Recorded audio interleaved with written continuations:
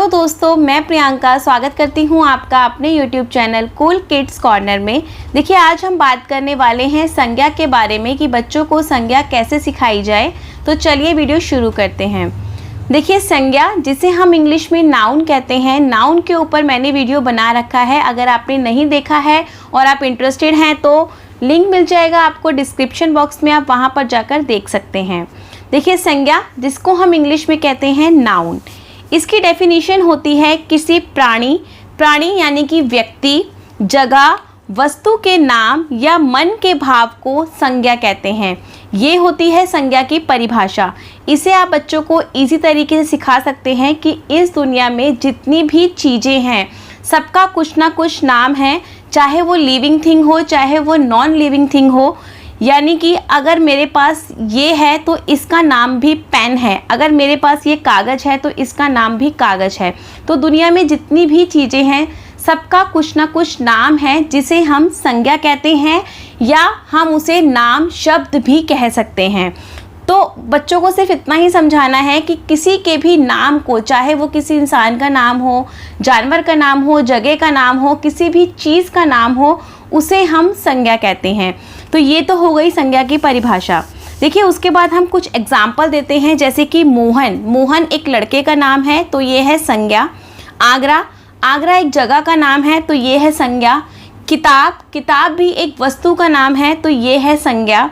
और बचपन यानी कि जो हमारे मन के भाव होते हैं, जैसे कि हमें किसी पे प्यार आता है तो प्यार क्या है, ये मन के भाव है, अंदर से हमें किसी के ऊपर प्यार आ रहा है। या हमें गुस्सा आता है तो गुस्सा भी हमारा मन का भाव है। इसी तरीके से बचपन, बुढ़ापा, मिठास, खुशी, उदास, ये सब होते हैं मन के भाव, इन्हें भी हम संज्ञा कहते हैं। वैसे छोटी क्लास में बच्चों को मन के भाव का नहीं बताया जाता, ये 3rd क्लास में आता है। उससे पहले अगर हम बच्चों को संज्ञा सिखाते हैं तो सिर्फ उनको नाम शब्द सिखाने होते हैं कि किसी के भी नाम को हम संज्ञा कहते हैं। अब हम कुछ एग्जाम्पल देख लेते हैं। जैसे यहाँ पर लिखा है बगीचे में सुंदर फूल हैं, तो इसमें बगीचा एक जगह का नाम है इसलिए ये संज्ञा है, इसको अंडरलाइन कर देंगे। फूल किसी चीज़ का नाम है तो ये भी एक संज्ञा है, इसको भी हमने अंडरलाइन कर दिया।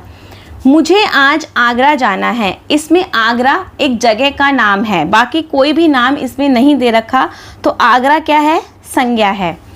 शेर दहाड़ता है, शेर एक जानवर का नाम है इसलिए ये संज्ञा है। उसके बाद है सोहन कल दिल्ली जाएगा, तो सोहन क्या है, एक लड़का है, और दिल्ली क्या है, एक जगह का नाम है। तो ये हो गए संज्ञा। तो इसको आप अलग अलग तरह की वर्कशीट बनाकर दे सकते हैं। अगर आप वर्कशीट देखने के लिए इंटरेस्टेड हैं कि मैं वर्कशीट के ऊपर भी वीडियो बनाऊं तो प्लीज़ मुझे कमेंट बॉक्स में ज़रूर बताना, मैं आपके साथ इसकी वर्कशीट का वीडियो भी ज़रूर शेयर करूंगी। देखिए, अब जान लेते हैं संज्ञा के प्रकार। 3 तरह की संज्ञा के प्रकार बच्चों को सिखाए जाते हैं। पहला होता है व्यक्तिवाचक संज्ञा। अगर हमें किसी भी चीज़ का पर्टिकुलर नाम पता होता है, जैसे कि है लाल किला, तो इस बिल्डिंग का, इस इमारत का हमें नाम पता है लाल किला, तो ये हो गया व्यक्तिवाचक संज्ञा, जिसके बारे में हमें पर्टिकुलर उसका नाम पता है। आगरा एक जगह का नाम है तो ये भी है व्यक्तिवाचक संज्ञा। उसके बाद आता है भाववाचक संज्ञा। जैसा कि मैंने आपको बताया कि मन के भाव जिसमें बताए जाते हैं, जैसे कि गर्मी, अगर मुझे गर्मी लग रही है तो मुझे अंदर से पता लगता है कि गर्मी हो रही है, तो ये है मन का भाव। उसके बाद है खुशी, अंदर से ही हमें खुशी महसूस होती है, तो ये सारे जो होते हैं वो होती हैं भाववाचक संज्ञा। उसके बाद आता है जातिवाचक या समूहवाचक संज्ञा। इसे हम जातिवाचक भी कह सकते हैं और समूहवाचक भी कह सकते हैं, जिसमें हमें किसी भी पर्टिकुलर चीज़ के बारे में नहीं पता होता, जिसे हम इंग्लिश में कहते हैं कॉमन नाउन, और व्यक्तिवाचक को हम इंग्लिश में कहते हैं प्रॉपर नाउन। जैसे किताब बहुत सारी होती हैं, लेकिन किसी भी एक पर्टिकुलर किताब के बारे में हमको नहीं पता, किताब का हमें नाम नहीं पता, तो ये है जातिवाचक या समूहवाचक संज्ञा।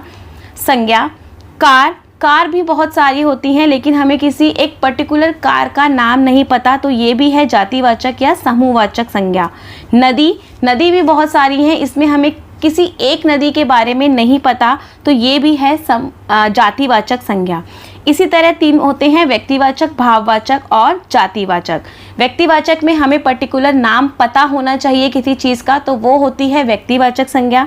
भाववाचक होते हैं हमारे मन के भाव, और जातिवाचक और समूहवाचक होता है जब हमें किसी भी चीज़ का नाम नहीं पता, समूह होता है, ग्रुप होता है उस चीज़ का। जैसे कि किताब है, किताब बहुत सारी होती हैं, किसी भी एक किताब के बारे में हमें नहीं पता, तो ये होता है जातिवाचक या समूहवाचक संज्ञा। देखिए इसके बारे में अभी हम थोड़ा सा देख लेते हैं इसके एग्जाम्पल। जैसे यहाँ पर मैंने मिठास, गंगा, आगरा, किताब, साइकिल, महात्मा गांधी, ये 6 नाम लिखे हैं। इनमें हमें अलग अलग करके लिखना है कि इसमें से व्यक्तिवाचक संज्ञा कौन सी है। देखिए मिठास, मिठास क्या है? जब हमें कोई चीज़ मीठी लगती है तो हमारे मन में आता है कि ये बहुत मीठी है, तो ये हो गया भाववाचक। तो हम मिठास को लिख देंगे भाववाचक के सामने। उसके बाद है गंगा। गंगा एक नदी का नाम है और पर्टिकुलर हमें नदी का नाम दे रखा है, तो ये हो गया व्यक्तिवाचक संज्ञा, यानी कि हमें एक स्पेशल चीज़ के बारे में पता है। उसके बाद है आगरा। आगरा किसी जगह का नाम है, पर्टिकुलर हमें नाम जगह का पता है, तो ये है आगरा। आगरा भी हमारा क्या है? व्यक्तिवाचक संज्ञा।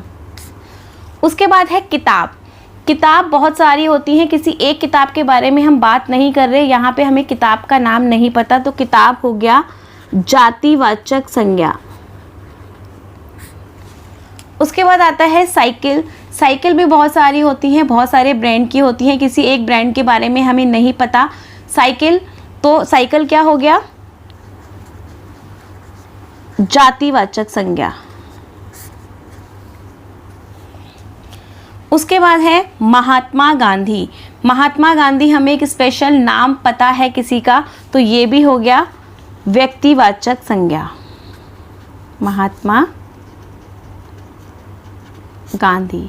अगर हमें किसी एक इंसान का, किसी भी जगह का, किसी भी वस्तु का नाम पता है तो वो होता है व्यक्तिवाचक संज्ञा। अगर हमें नाम नहीं पता, जैसे किताब है, किताब बहुत सारी होती है, यहाँ पे हमें किताब के बारे में नहीं पता, तो ये है जातिवाचक। और भाववाचक होता है जो हमारे मन के भाव होते हैं। तो ये था आज संज्ञा का, संज्ञा किसे कहते हैं और संज्ञा के कितने प्रकार होते हैं। अगर आपको इसकी वर्कशीट चाहिए तो आप मुझे कमेंट बॉक्स में लिख सकते हैं, मैं अलग अलग तरह के इसकी वर्कशीट बनाकर भी आपके साथ शेयर कर दूंगी। वीडियो अगर आपको पसंद आया हो तो वीडियो को लाइक कर दीजिएगा, चैनल पर नए हैं तो चैनल को सब्सक्राइब कर लीजिएगा। Thank you for watching.